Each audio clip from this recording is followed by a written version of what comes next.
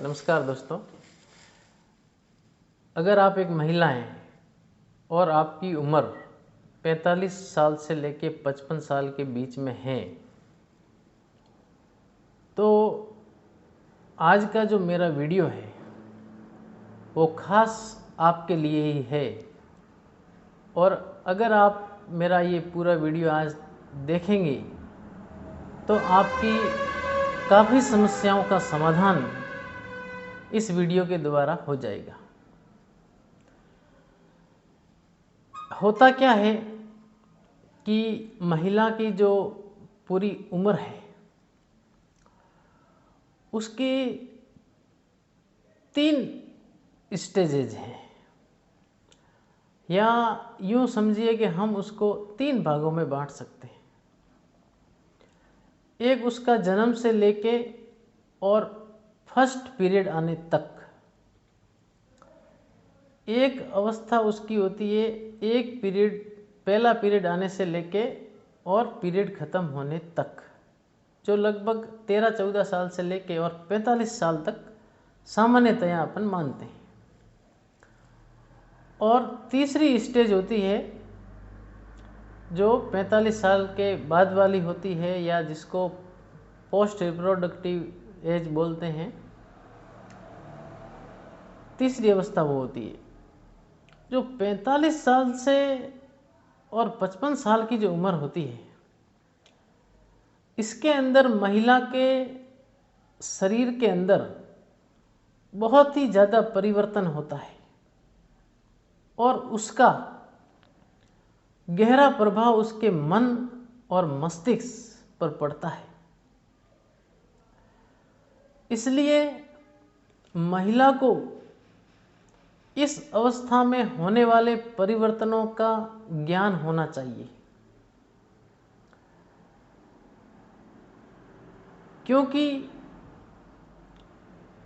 अगर महिला को इसका ज्ञान नहीं होता है तो महिला बड़ी दुविधा में रहती है, क्योंकि इस अवस्था में महिला को आत्मविश्वास की कमी, अचानक से घबराहट होना, कहीं मन न लगना, हमेशा चिंतित रहना, रात में अचानक से नींद खुल जाना, पसीना होना, पूरे शरीर में दर्द होना, अचानक से धड़कन का बढ़ जाना, ऐसे कई लक्षण होते हैं जिसके बारे में महिला जान नहीं पाती है कि मुझे ऐसा क्यों हो रहा है, और वो अस्पतालों के चक्कर लगाना शुरू कर देती है और सभी डॉक्टर उसकी चिकित्सा करते हैं, लेकिन उसको इस अवस्था के बारे में बताते नहीं हैं कि यह एक सामान्य प्रक्रिया है जो हर महिला के जीवन में होती है। और अगर इस अवस्था को महिला को सही तरीके से गाइड न किया जाए तो इस अवस्था का महिला पे इतना नकारात्मक प्रभाव पड़ता है कि महिला धीरे धीरे डिप्रेशन में जाने लगती है और कई कई महिलाएं तो पागलपन तक पहुंच जाती है। और ऐसी महिलाओं पे ज़्यादा असर करता है, या इसका नकारात्मक प्रभाव उन महिलाओं पे ज़्यादा होता है जो अकेला रहना पसंद करती है, या न्यूक्लियर फैमिली, यानी कि सिर्फ अपना पति और अपने बच्चों के साथ रहती है महिला। उनके ऊपर ये प्रभाव बहुत ज़्यादा देखा गया है। जॉइंट फैमिली के अंदर इसका असर कम देखने को मिलता है, क्योंकि जो न्यूक्लियर फैमिली होती है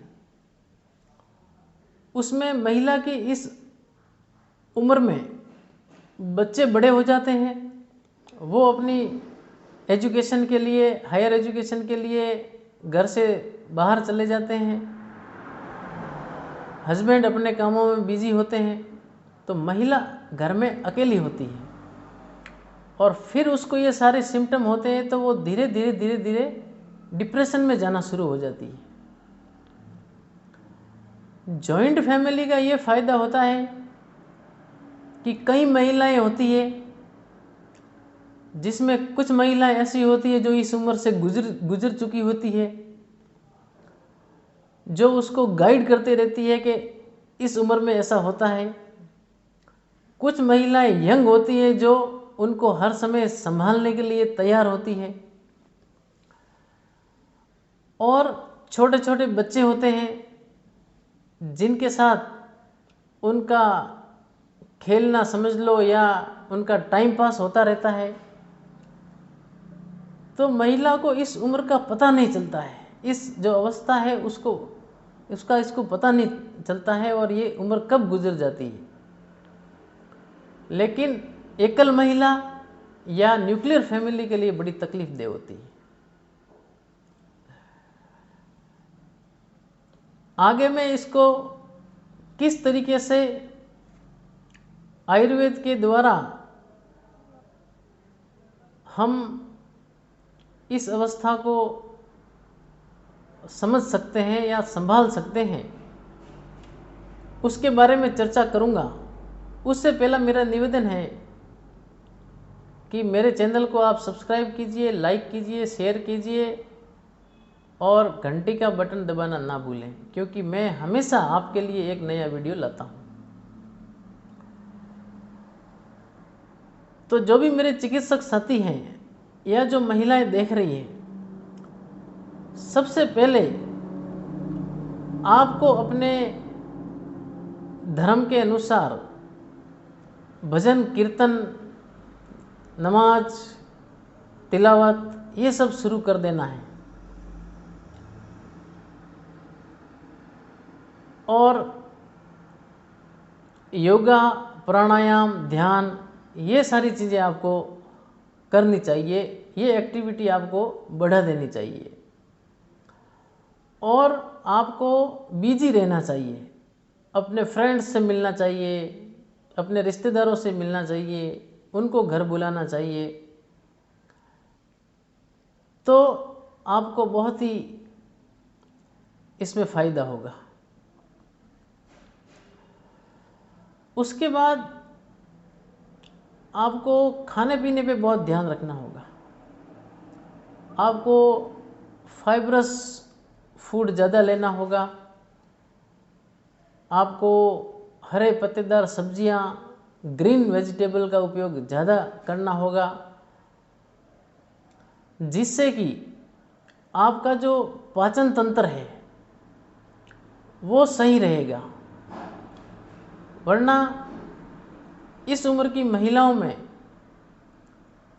पाचन से संबंधित विकार काफ़ी देखने को मिलते हैं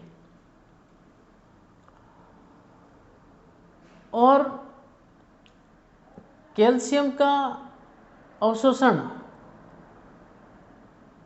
कम हो जाने की वजह से हड्डियों में कैल्शियम कम होता है। इसलिए इस उम्र की महिलाओं को विशेष रूप से दूध, दही, छाछ का अधिक प्रयोग करना चाहिए।